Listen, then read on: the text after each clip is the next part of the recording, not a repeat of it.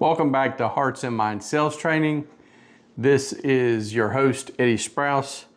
Today is the 14th of January, 2026, and we're still talking about number 3 on our list, which is stay in contact with your clients, no part-timers, right? Because remember we said that if you put in part-time effort, you're going to get part-time results. Say that with me again. If I put in part-time effort, I'm going to get part-time results. So I'm sure in your sales career, you're trying to do this full-time. Now, I know some people that work sales as a side gig. Maybe they work a 9 to 5 and then they go sell real estate, or maybe they work weekends at a car dealership or something like that. But if you really want to untap your earning potential, I want to challenge you to go full-time in whatever career it is, whatever sales career it is you're working on, because sales, unlike an hourly job, are pretty unlimited. The better you get at sales, the more money you can make. That's not true for just about everything else out there. I mean, yeah, you can work yourself up through a factory over years and years. You know, maybe your boss leaves and you get his position, or he gets fired, and eventually you get recognized for your quality work and you go up the ladder a little bit. But with sales, you can go into the day broke, absolutely broke. And by the end of the day, have a $30,000 deal sitting on your desk.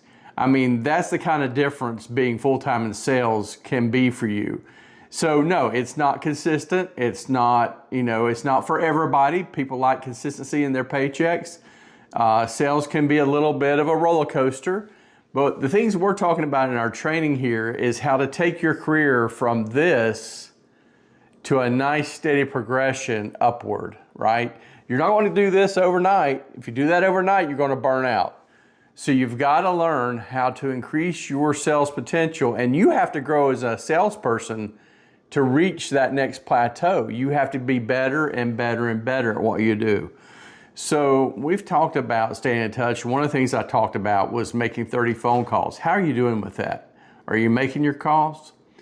You may be asking me, or maybe you're not asking me outright. Maybe you're not putting any comments in, but I bet in your mind you're thinking, what do I say to these people when I call them? What is it I need to say? And I'm going to tell you, I'm not completely opposed to using scripts to help you. Because here's the thing in sales, you don't ever want to ask a question that you don't already know the answer to. You don't want to ask any questions that you don't already know the answer to, or that you don't have the answer to. Let's put it that way. So scripts can help you overcome some very common objections you might get, and they're going to help you phrase things in such a way that you're going to get more yeses than nos. And so I recommend that whatever sales that you're in, that you find a good resource. I'm sure there is one. You've probably got all kinds of help in your career. Your company, your organization probably has sales training. I really want to promote that you get involved in that and you learn how to overcome objections. You learn how to ask the right questions, and you make sure that the questions that you ask, you already know the answer to. So very simplistically, you don't want to call somebody and say, hey, do you want my product? Yes or no? Okay, because they're likely to say no. So you want to rephrase that. And that's why you hear things like this in sales a lot of times. If I could show you through something very simple how you can save X number of dollars with our product, would you be interested in that? More than likely, you're going to get a yes. If you get a no, then you're going to be able to dive right back in and say, well, why don't you want to save money? What's keeping you from at least exploring it? I mean, and you can't be pushy with people. That just doesn't work, right? That's just not the way to do it. You want them to think through this process with you and come to the same conclusion that you've already come to, that your product or service is something worth having. It's going to bring something of value into their life. So one of the things I want to do is, if you're in my field, which is mortgages, and you're struggling with how to talk to people about mortgages, contact me. I've got some scripts that I can share with you, but I also have some resources I can share with you, places you can go and get some sales training. If you're in real estate, I can do the same for you in that field too, to help you get more yeses than nos and help you move a little further down the road with your client. So you need to ask questions that you already know the answer to. You need to make those phone calls, even if you're a little unsure of yourself. And please, don't read the scripts verbatim while you're on the phone. You don't want to sound robotic. You want to look at those scripts. You want to kind of memorize the meat of the message. You want to break it down into something that sounds like it's coming directly from you. Put your own spin on it. Don't just read it off to the person on the other end of the phone. That's not going to work. These things are to help you get your mind in the right place so that when you make calls and you hear objections, you can start overcoming them. And look, you're gonna struggle with this. You're gonna call people and they're gonna just absolutely not be interested at all in what you've got to say, and you're going to get discouraged. And just like I've told one of my most recent recruits, is you cannot take it personally when someone rejects you. They're not rejecting you as much as they're doing that consumer thing that we do when we go to the grocery store, or maybe I should say we go to the big box store and we're looking at something expensive in electronics or homeware or something like that. And someone from the store comes up to us and say, "Hey, can I help you?" What are you going to say? "No thanks. I'm just looking." And that's what you're going to hear, is those type of objections in the very beginning, until you get better about overcoming objections and ask better questions. So you got to have something to help you get there. You can go to any of the AI agents that are online, ChatGPT, Grok. You can go to Google. I found Google's a pretty good resource with their AI, and say, "Hey, what would be a good way to talk to people for the first time about my product XYZ over the phone? Give me some scripts that will help me overcome objections, and list some common objections I might run into and how to overcome those."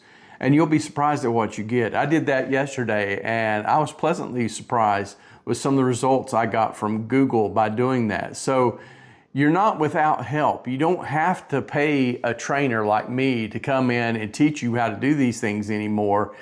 We are in 2026, and information's a lot easier to obtain than it ever has been. But you've got to put in the time. You've got to prepare yourself. It's just like a football, baseball, soccer team, someone that's, in some kind of a sport. You have to train.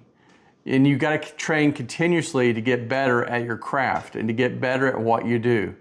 So along with making the phone calls, I want you to think about these as training exercises, because you're going to get more no's than yes in the beginning. Just go ahead and prepare yourself for that.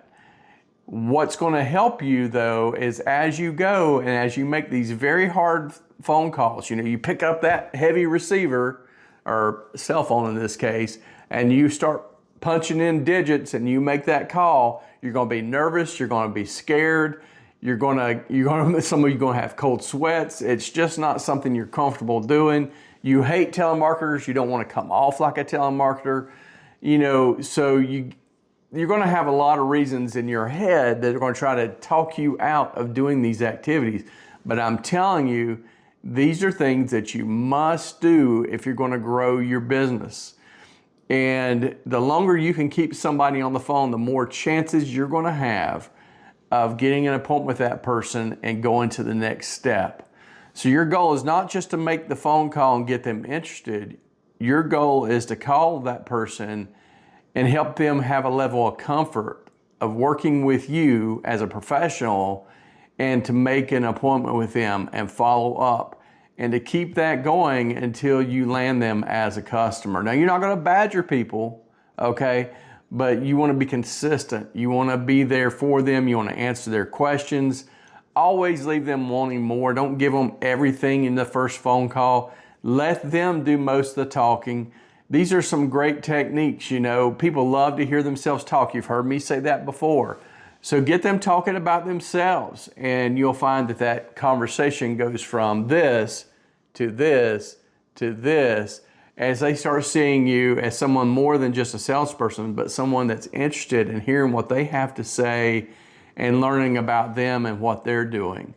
And really, if you aren't interested in learning about other people, if you're not interested in making relationships, sales may not be the thing for you. Anyway, God bless you. I hope this has been some help to you. Remember, if you want some help with scripts, leave a comment below or send me a message somehow. Get a hold of me and I'll help you with those things. I want to help you make 2026 the best year financially that you've ever had. And it's going to take a lot of work and planning and commitment on your part. And I promise if you'll do your part, I'll do my part to help you out as well. God bless. Take care.